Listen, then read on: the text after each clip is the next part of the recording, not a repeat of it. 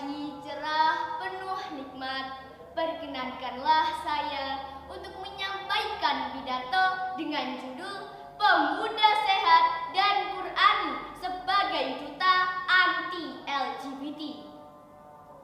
Hadirin yang dirahmati Allah Subhanahu wa Ta'ala, masa muda adalah salah satu nikmat dari Allah Subhanahu wa Ta'ala, di mana kita sebagai pemuda dianugerahi bentuk fisik yang kuat, mata melihat dengan tepat, tangan dapat mengangkat benda berat, kaki masih bisa berlari dengan cepat, wajah tampan atau cantik mengikat.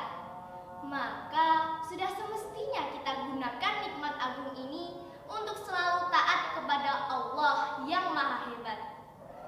Tapi sayangnya di era milenial ini, di saat seluruh informasi bisa digali dengan praktis, foto di sana, foto di sini, dengan gaya narsis. Kalau lagi kumpul dengan teman-temannya, subhanallah, keren abis. Tapi sadar atau tidak, seiring berjalannya waktu, akhlak dan keilmuan semakin terkikis sedikit demi sedikit hingga habis. Ditambah kasus LGBT sejak zaman Nabi Lut sampai saat ini semakin marak terjadi. Na'udzubillahi min dzalik. Hadirin yang berbahagia, apa itu LGBT? LGBT adalah singkatan dari lesbian, gay, biseksual, dan transgender.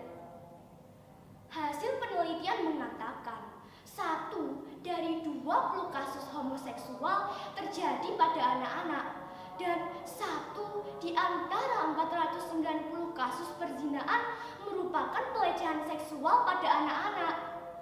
Perilaku LGBT dapat memberi dampak bagi pelaku dan korbannya. Sebesar 78% pelaku homoseksual mempunyai penyakit kelamin menular. Dampak yang dirasakan oleh korban adalah trauma yang dapat mengganggu fungsi psikologisnya.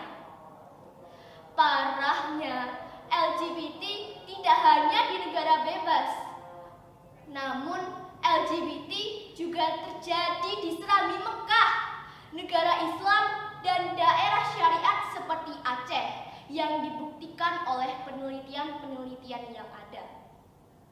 Allah Subhanahu wa Ta'ala berfirman, A'udzu billahi minasyaitonir rajim. Bismillahirrahmanirrahim. Ata'tunat tukrana minal alamin wa tadaruna ma khalaqalakum rabbukum min azwajikum bal antum qaumun adun. Mengapa kamu mendatangi jenis lelaki di antara manusia dan kamu tinggalkan istri-istri yang dijadikan oleh Tuhanmu untukmu? Bahkan kamu adalah orang-orang yang melampaui batas. Quran Surat Asy-Syu'ara ayat 165 sampai 166.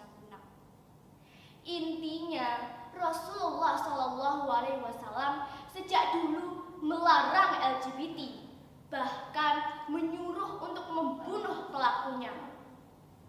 Lalu, bagaimana Islam khususnya pemuda berkontribusi untuk mencegah LGBT?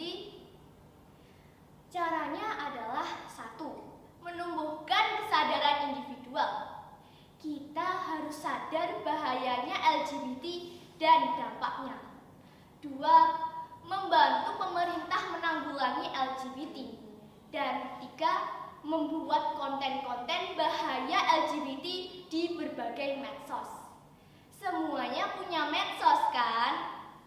Ayo pemuda, kita sama-sama buat postingan tentang bahaya LGBT di WA, IG, TikTok, dan lain sebagainya.